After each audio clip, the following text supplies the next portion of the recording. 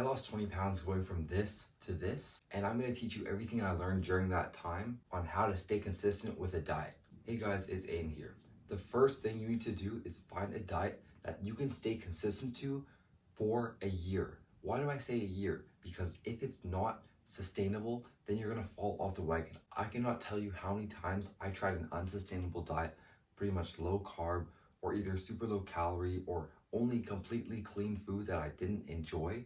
I lost weight, but I binged it back just because I just restricted myself so much. I'm actually on the cut right now, and first of all, I'm eating enough calories, right? I'm eating enough to where I'm still losing a pound or more per week, but I'm still enjoying my diet and I'm not losing the weight too fast. So what you want to do is shoot for a rate of weight loss for 1 to 1.5 pounds a week.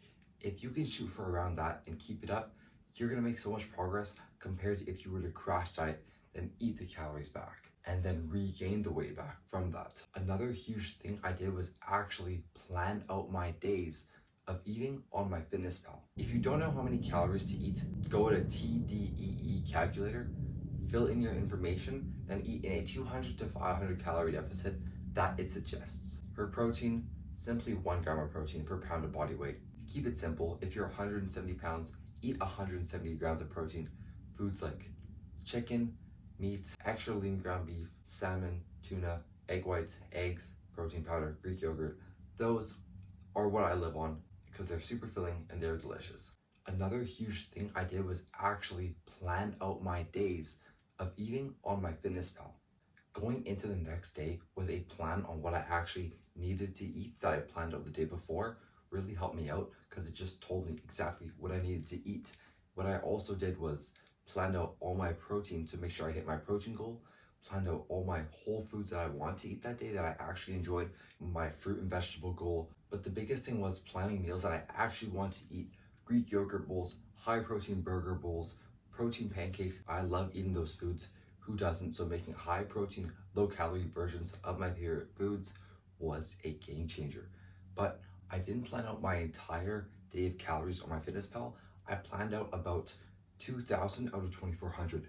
That way I had 400 calories left to play around with and eat fun foods with. So if I want to snack on something, I could. If I want to have, that homemade muffin or some chips from my friend, I wouldn't go over my calories because I actually left myself room for that. So if you can plan ahead and account for those extra snacks, that's gonna be huge. Another thing that I used to do was intermittent fasting, and it can work for you. Intermittent fasting is basically where you just skip breakfast so that you only eat from maybe 12 to 6 p.m. So you only have that smaller eating window, which means if you need to eat all your calories in that eating window, you're gonna stay very full for the duration of that time and after. Honestly, it worked for me as in I got the weight down, but at the same time, I was always having cravings for sweet food at night every single day, and I would go over my calories. Weekly, my calorie average was good.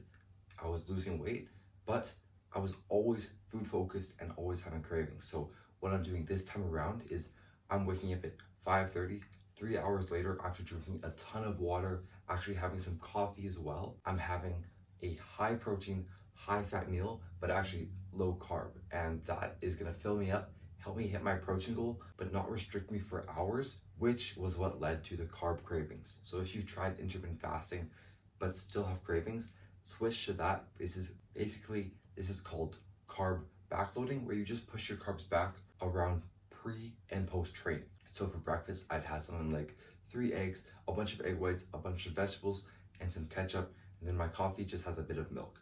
That way, I could still eat early enough, still be full, and still not have that carb crash. And lastly, planning ahead to enjoy dinners out. No, I didn't starve myself, nor do I starve my clients who tell me they have a dinner out.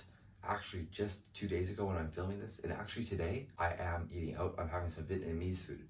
I know that I'm gonna have this meal, so all I need to do is just plan it out in MyFitnessPal. So I just eat a little lower calorie foods throughout the day, make sure to still hit my protein goal, and then when I go out, I've got a good 1,000 calorie buffer that I can play around with. So I'm sure I'm gonna get some beef pho, some spring rolls, and I'm absolutely gonna enjoy myself because there's no way that I am gonna go out to a nice restaurant and get bland chicken and bland rice. And in the past, I'd avoid social occasions that involve food because I didn't have enough calories. I would literally be like, yo, I can't go out because I didn't have any calories left. But now that I learned how to fix this, I can enjoy it. And now I can enjoy holidays, birthdays, and just dinners out on a regular basis, not to mention vacations. So that's what I have for you guys today. And if you guys implement these tips, I promise you, you're gonna be more consistent on your diet. And if you guys are interested in going from skinny fat to jacked or going from this to this, getting to a healthy body weight, then click the link in the description to book a call with me to actually set up a free game plan to see on how I can help you out. Thank you for watching, everyone.